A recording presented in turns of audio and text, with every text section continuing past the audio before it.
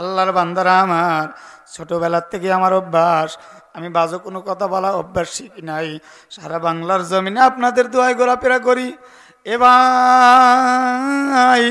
এই তো পাবনাতে আমার লেখাপড়া, শিবপুর মাদ্রাসায় পড়াশোনা করেছি। আল্লাহর বান্দারা মা যাদের বেঁচে আছে তারাই বোঝে, বুঝতে পারে না মা কি জিনিস।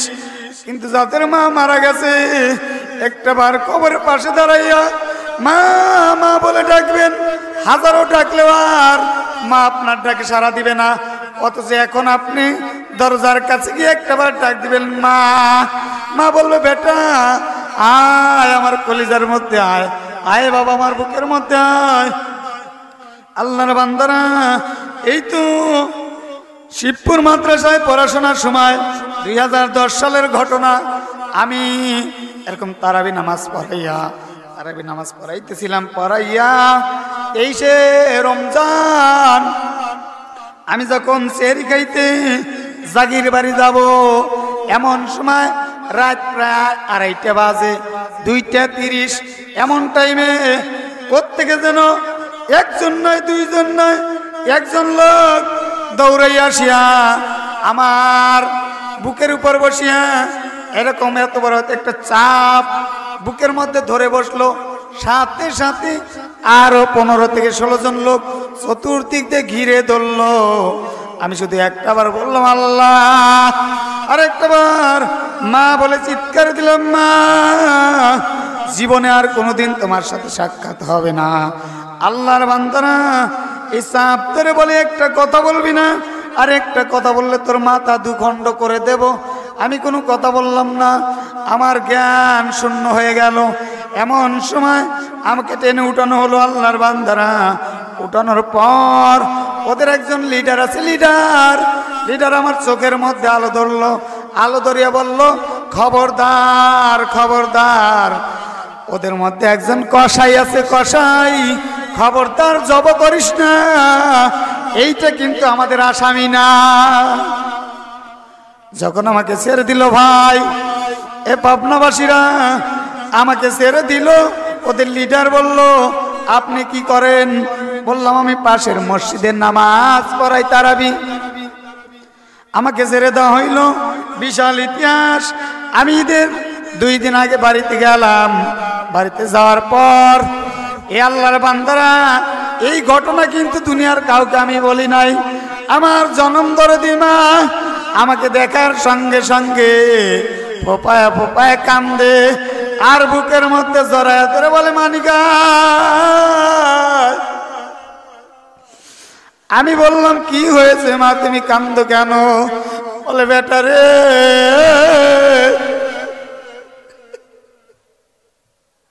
দুনিয়ার কাউকে বলি নাই, আজকে কয়েকটা দিন ধরে খালি স্বপ্ন দেখি আমার কলিজার টুকরো বেটাকে কারা যেন জব করে ফেলে দিয়েছে। আমি কান্দে আর বলি, আল্লাহ, এই কথা তো আমি ছাড়া আর তুমি ছাড়া কেউ জানে না। ও আল্লাহ, তুমি তো বলেছো যেই ঘটনা কেউ না জানে সেই ঘটনা একমাত্র মা জানে। মা, ও আল্লাহ, আজকে বাস্তব প্রমাণ হয়ে গেল। মা আমাকে যারা হাতে বলে কান্দে আর বলে, বেটা আয় আয় আয় আমার বুকে আয় রে, কলিজার টুকরা আয়। আমি স্বপ্নে দেখি কারা যেন আমার বেটাকে জব করে 2 খণ্ড করে ভাসায়া দিছে। এই কথা তোমার আব্বাকেও বলি নাই, দুনিয়ার কোনো মানুষকেও বলি নাই, শুধু আমার আল্লাহকে ডাকতে বলেছি, ওগো আমার রব, আমি যদি আমার কলিজার টুকরোকে বুকের দুধ পান করাইয়া থাকি, ওই দুধের কসম করিয়া বলি, আল্লাহ, আমার কলিজার টুকরো বেটাকে তুমি নেকায়াত দারাজ করিয়া দাও। আমার কলিজার টুকরো বেটাকে তুমি আমার বুকে ফিরাইয়া দাও। আমার বেটা যেন একটা বার আমাকে মা বলে ডাকে, আমি যেন আমার কলিজার টুকরো বেটাকে বুকের মধ্যে জড়ায় নিতে পারি। আমি মাকে জড়ায় ধরলে বললাম, মা, ও মা, সত্যই তো একজন না দুইজন না 17 জন নকশাল বাহিনী আমাকে রাত্রি 2:30টার দিকে এরকম চেপে ধরেছিল। জব করবে করবে বাপ, কে যেন ডাক দিয়ে বলল খবরদার জব করিস না। ওমা, এটা মনে হয় একমাত্র তোমার দোয়া, তুমি আমার জন্য দোয়া করিও মা। গোটা পৃথিবীর মধ্যে ঘুরলে তোমার দোয়া নিয়ে করব, আল্লাহ পাক আমাকে যেন সফলতা দান করে। আল্লাহর বান্দারা, আল্লাহর বান্দারা, ছোট্ট একটা দৃষ্টান্ত দিব। আল্লাহর একজন গোলাম একটা আম বাগানে চাকরি করে। আছে না আম বাগান? আমাদের চাপাইতে আমের বাগান আছে না? বাংলাদেশের মধ্যেই তো চাপাই। আমের বাগানে একজন আল্লাহর গোলাম, সাধারণ বান্দা চাকরি করে। একদিন নয়, 2 দিন নয়, 12 বছর হয়ে গেল চাকরি করে। কয় বছর কথা বলেন? আর জোরে বলেন কয় বছর? 12 বছর হয়ে গেল আল্লাহর গোলাম এই আম বাগানের মধ্যে চাকরি করে। চাকরি করতে করতে তার একটা, ওই এলাকার মধ্যে তার একটা পরিচিত হয়ে গেছে। 12 বছর ধরে একটা বাগানে যদি কেউ চাকরি করে, আল্লাহর বান্দারা বুঝতেই পারছেন এলাকায় তার কিরকম পরিচিতি। মালিকের সাথে আন্ডারস্ট্যান্ডিং হয়ে গেছে, ভালো একটা সম্পর্ক হয়ে গেছে। মালিক অত্যন্ত ভালোবাসে, বিশ্বাস করে, মহব্বত করে। ওই তার ওই যার কাছে ওই দায়িত্ব দিয়ে গেছে, ওই গোলামের কাছে সব ব্যবসা বাণিজ্যের দায়িত্ব দিয়েছে। আর বলে, গোলাম তোমাকে আমি বিশ্বাস করি, মহব্বত করি, আজ 1 যুগ হয়ে গেল তুমি আমার এই বাগানের মধ্যে চাকরি করো, কোনোদিন তো কোনো কিছুর আবদার করলা না। এইবার গোলাম ডাক দিয়ে বলে, মালিক আপনি তো আমাকে কিছু হাদিয়া দেন, এতেই আমার চলে যায়। ওই রবের কসম, আল্লাহ পাক আমাকে এতেই আলহামদুলিল্লাহ, এতেই আমি খুশি। মালিকও খুশি হয়ে গেলেন। হঠাৎ করে মালিক একদিন ডাকতে বলে, এই গোলাম তুমি তো আমার এই বিশাল বড় আম বাগানের মধ্যে চাকরি করো, আমি আম বাগানের মালিক হয়েছি, কোটি কোটি টাকা হয়েছি। আমার যেই বন্ধুর দ্বারা, যেই বন্ধু আমাকে টাকা পয়সা দিয়ে, অর্থ দিয়ে, বুদ্ধি দিয়ে আমাকে সহযোগিতা করেছে, সেই বন্ধু আজ আমার আম বাগান হওয়ার পর আজকে আমার বাড়িতে প্রথম আসতেছে। অতএব আমার বন্ধুকে সবচাইতে ভালো আম যেটা, সে আমগুলো তুমি পেরে এনে আমার সামনে আমার বন্ধুকে খাওয়াইবা, আমার বন্ধু যেন খুশি হয়ে যায়। কি কারণে বন্ধু খুশি হবে? কারণ বন্ধুর জন্যই তো আজকে আমি এত টাকা পয়সার মালিক হয়েছি। বন্ধুর জন্য যদি টাকা পয়সার মালিক হওয়া যায়, তাহলে বন্ধুকে একটু খুশি করার জন্য চেষ্টা করে না মানুষ? আল্লাহর গোলামেরা এমন সময় ওই গোলামকে বলল, গোলাম এই বিশাল বড় আম বাগানের দায়িত্ব একটা দিন নয়, 2টা দিন নয়, 12টা বছর ধরে তুমি দায়িত্ব পালন করো। অতএব তুমি ভালো জানো কোন গাছের আমটা সবচাইতে মিষ্টি, কোন গাছের আমটা সবচাইতে ভালো, কোন গাছের আমটা আমার বন্ধুকে খাওয়াইলে বন্ধু খুশি হয়ে যাবে, আমিও খুশি হয়ে যাব, আমার আল্লাহ পাকও খুশি হয়ে যাবে। এইবার গোলামকে যখন অর্ডার করা হলো, গোলাম কথা শোনার সঙ্গে সঙ্গে বাড়ির থেকে যখন বের হয়, আল্লাহর গোলামের আমার, এ পাবনাবাসী ভাইরা আমার, বোনেরা আমার, মুমিন হতে গেলে অনেকগুলো গুণ লাগে। শুধু ঈমান আনলেই হবে না, আমলে সলে করতে হবে। আল্লাহ আর বান্দা বাড়ির থেকে বের হয়ে গেলেন, চোখের মধ্যে পানি। আমার মাওলাকে ডাক দিয়ে বলে, মাওলা কিভাবে আমি বুঝতে পারবো কোন গাছের আমটা সবচাইতে মিষ্টি? ও দরদের রব,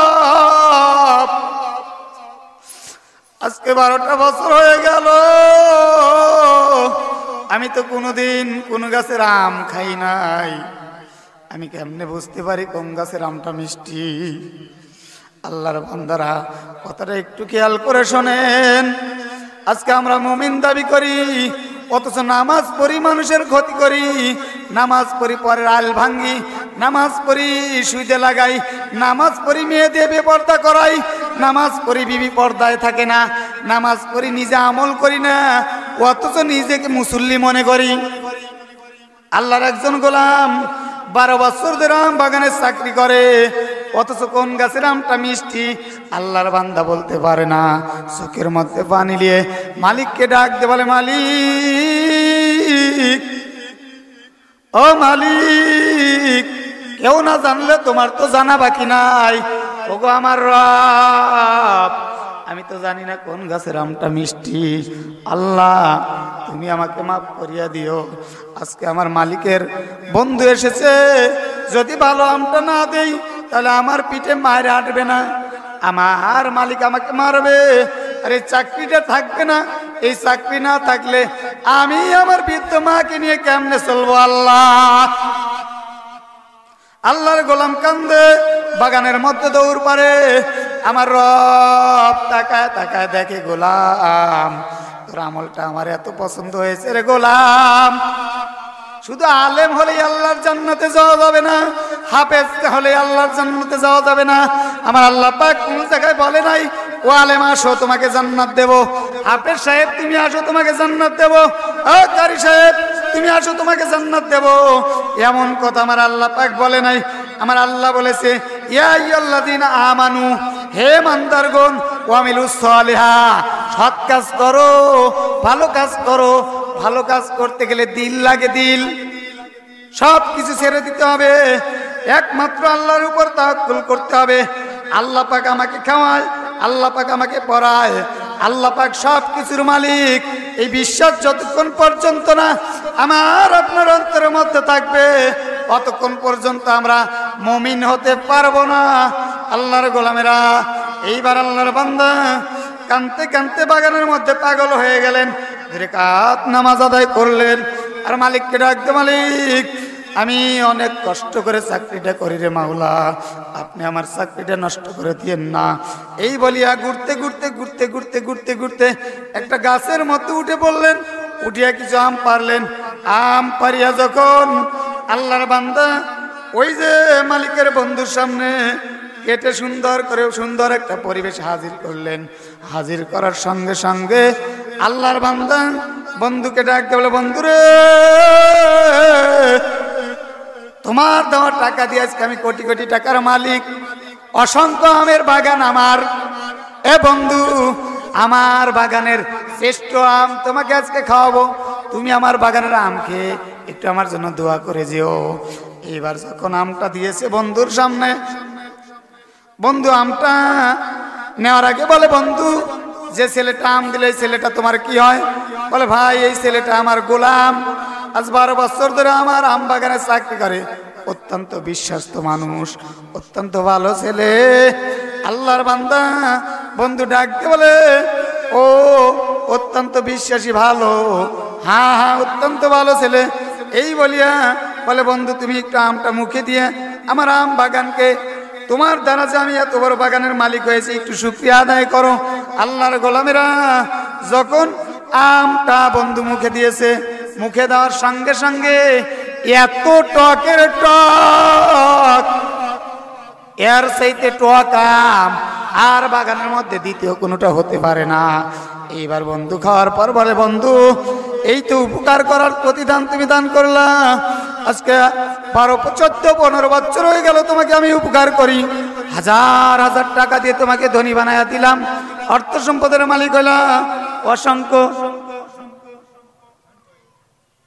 অসংখ্য মালিক, অসংখ্য অর্থ সম্পদের মালিক হয়ে গেলা, অথচ তুমি এরকম আমাকে অপমান করবে আমি বুঝতে পারি নাই। বলে, কি হয়েছে, কি হয়েছে? বলে, তুমি একটা আম মুখে দিয়ে দাও, দেখো না। এইবার যখন আল্লাহর বান্দা আমটা মুখে দিয়েছে, মালিক দেখে এমন টকের টক, এত বিশাল বাগানের মধ্যে সবচেয়ে খারাপ আম, যে আমটা সবচেয়ে টক, ওই আমটাই আমার বন্ধুর সম্মুখে দিয়েছে। এইবার আল্লাহর বান্দা আমটা মুখে নিয়ে মনটা ভার করে গোলামকে ডাকতে বলে, এ গোলাম, আয় আয় আমার কাছে আয়। আল্লাহর বান্দা থরথরায় কাঁপে, আর মালিককে ডাকতে, মালিক, আমি তো কোনো বিষয় জানি না। আল্লাহ যখন মালিকের কাছে এই যে 12 বছরের গোলাম চলে গেলেন, এই গোলাম যাওয়ার সঙ্গে সঙ্গে মালিক ধরিয়া পাও ধরে এমন একটা লাথি মেরেছে রে ভাই, লাথিকে আল্লাহর বান্দা 3 থেকে 4 হাত দূরে চলে গেছে, চোখের পানি নিয়ে কোনো কথা বলে না। আবার ডাকতে পারে আর একটা লাথি মারলো। এইবার এই মালিকের বন্ধু ডাকতে বলে, এ বন্ধু তুমি তোমার গোলামকে মারো, তোমার গোলাম তো কোনো প্রতিবাদ করে না, অবশ্যই এর মধ্যে কোনো না কোনো একটা কারণ আছে। কারণ আছে না? আজানের তো সময় হয়ে গেছে। এর মধ্যে কোনো না কোনো একটা কারণ আছে। আল্লাহর বান্দা এই বন্ধু ডাকতে বলে, বন্ধু 12 বছর যেই গোলাম তোমার বাগানে চাকরি করে, কেমনে ওই গোলাম চিনতে পারলো না কোন গাছের আম মিষ্টি আর কোন গাছের আম টক? এর মধ্যে কোনো একটা কারণ আমি খুঁজে পাই। বন্ধুরে তুমি মানুষ চেনো নাই, তুমি তোমার গোলামকে মারো, কিন্তু আমার দিলের মধ্যে কয় তোমার গোলামের মধ্যে কোনো একটা কারণ আছে। একটা কারণ হলো না হয় তোমার গোলামের শত্রু আমি, আর নয় 2 নম্বর কারণ তুমি তোমার গোলামকে কোনোদিন আম খাইতে দাও নাই। এইবার মালিক ডাকতে বলে, এ গোলাম এইদিকে আয় না বাবা, তুই এইখানে আয়, সত্যি করে বল আমার বন্ধুর সাথে কি তোর কোনো শত্রুতা আছে? আল্লাহর বান্দা চোখের পানি নিয়ে কান্দে আর বলে, হুজুর আপনার বন্ধুকে আমি জীবনেও দেখি নাই, ওই রবের কসম কোনোদিন আমি দেখি নাই, আর আপনার সাথে আমার কোনো শত্রুতা নাই। ও মালিক তাহলে কেমনে তুই আমার বন্ধুকে শুকা আমটা খাইতে দেখি? এইবার ডাকতে বলে, মালিক ওই আল্লাহর কসম করে বলি, আজ 12 বছর ধরে আপনার আম বাগানে আমি চাকরি করি, আমি কোনো গাছের আম আজ পর্যন্ত মুখে দেই নাই। জোরে বলি সুবহানাল্লাহ, আরো জোরে বলি সুবহানাল্লাহ, আমার বুকে মধ্যে আয়। এইবার যখন 2 বন্ধু গিয়ে এই গোলামের পাও জড়ায় ধরছে, গোলাম এমন জোরে একটা চিৎকার মেরে বলে, মালিক আপনি আমার মালিক, আমি আপনার গোলাম, আপনি আমাকে বেইজ্জতি করিয়েন না। এবার বন্ধুর বন্ধু ডাকতে বলে, এ গোলাম তুই তো মানুষ না রে, তুই হলো আল্লাহওয়ালা, আল্লাহর ওলি। যে ব্যক্তি 12 বছর ধরে আম বাগানের মধ্যে থেকেও হাজার হাজার লক্ষ লক্ষ আম যে নাড়াচাড়া করলো, গাছে পানি দিল, গাছ বড় বানাইলো, অথচ কোনোদিন একটা আম মুখে দিয়ে দেখলো না, এ তো সাধারণ কোনো মানুষ হতে পারে না। আল্লাহর বান্দারা 2 বন্ধু ডাকতে বলে, এ বন্ধু এ গোলাম, এ ভাই তোর বাড়িতে কে কে আছে? বলে, ভাই আমার বাড়িতে দ্বিতীয় কেউ নাই, আমার একজন মা আছে। মা বলে, তোর মা কেমনে? বলে, আমার মা একা একা, সেই ছোট্টবেলায় আমি জন্মগ্রহণ করার আগেই আমার আব্বা দুনিয়ার থেকে বিদায় হয়ে গেছে।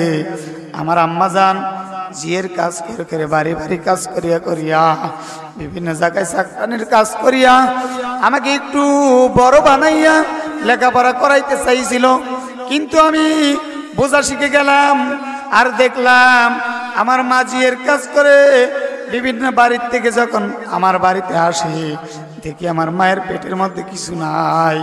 আমি আম্মাকে ডাক দিলে, মা ও দরদের মা, প্রতিদিন তুমি আমার জন্য খাবার নিয়ে আসো, আমি খেয়াল করে দেখি তোমার পেটের মধ্যে কিছু থাকে না, তুমি কি খেয়ে আসো নাকি আমার জন্য নিয়ে আসো? মা ডাক দিয়ে বলে, বেটা আমি মা খেয়েছি দেখি তো আমার মুখটা চকচক করে, আমি ছোট্ট বুঝতে পারি নাই রে রব, কিন্তু যখন আমি বোঝা শিখে গেলাম দেখি আমার মায়ের মুখটা চকচক করে না। মা বাড়িতে ঢোকার সঙ্গে সঙ্গেই কি বলে কি আগে মুখটা ধুয়ে নেয়, মুখটা মলিনতা দূর করে নেয়। আমি বুঝতে পারলাম না না, মা আমার সাথে মিথ্যা কথা বলেছে, অবশ্যই কোনো কারণ আছে। একদিন আমি আমার মায়ের পিছনে পিছনে মালিকের বাড়ি চলে গেলাম, দেখি আমার মা কাজ করতেছে। মালিক এটা ওটা সব সময় বলে, এমনকি মার কাছে ভুল হলে পাও দিয়ে আঘাত করে, হাত দিয়ে আঘাত করে, লাঠি দিয়ে আঘাত করে, আর ডাক দিয়ে বলে, এই মেয়ে কাজ যদি ঠিক মতো না করো তাহলে কিন্তু তোমাকে খাবার দিব না। এইবার আমার মা মালিকের পাও ধরে বলে, মালিক এর চাইতেও যদি বেশি কষ্ট হয় আমার জীবন চলে যাবে, কিন্তু আপনি কখনো খাবার বন্ধ করিয়েন না। বলে, কেন খাবার বন্ধ করব না? বলে, মালিক আমি আমার জন্য চিন্তা করি না, আমি কোনোদিন আমার জন্য চিন্তা করি না। আমি চিন্তা করি, ও মালিক আমার ঘরের মধ্যে ছোট্ট একটা শিশু বাচ্চা আছে, যেই ছেলেটা আমি না যাওয়া পর্যন্ত কোনো কিছুই খায় না, আমার ঘরের মধ্যে কিচ্ছু নাই, আমি কখন যাব? আমার পথ চেয়ে চেয়ে বসে থাকে, কোন সময় মা আসবে, মা আমার জন্য খাবার নিয়ে আসবে, ওই সময় আমি খাবার খাবো।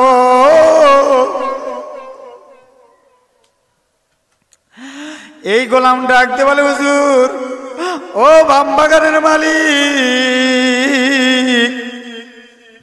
আমি খেয়াল করে দেখলাম আমার মা ওই মালিকের পাও ধরে ধরে ধরে কান্দে। আর মালিক আমার মাকে বলে, এ বিটি এই কারণে কি তুই প্রতিদিন না খেয়ে যাস? বলে, হ্যাঁ যদি আমি খাই তাহলে আমার কলিজার টুকরা ভাত হবে না, এর কারণে আমি খাই না। মালিক একটু আমাকে খাবার একটু বেশি দিবেন, আমার বেটা আস্তে আস্তে বড় হয়ে যায়, খাবারে পেট না বললে আমি মারা যাব, আমি সইতে পারবো না। আল্লাহর গোলামেরা, এ সুজনগরবাসী ভাই বোনেরা আমার, পাবনার মা বোনেরা আমার, পাবনাবাসী ভাইয়েরা আমার, একটু জিকির করিলাম।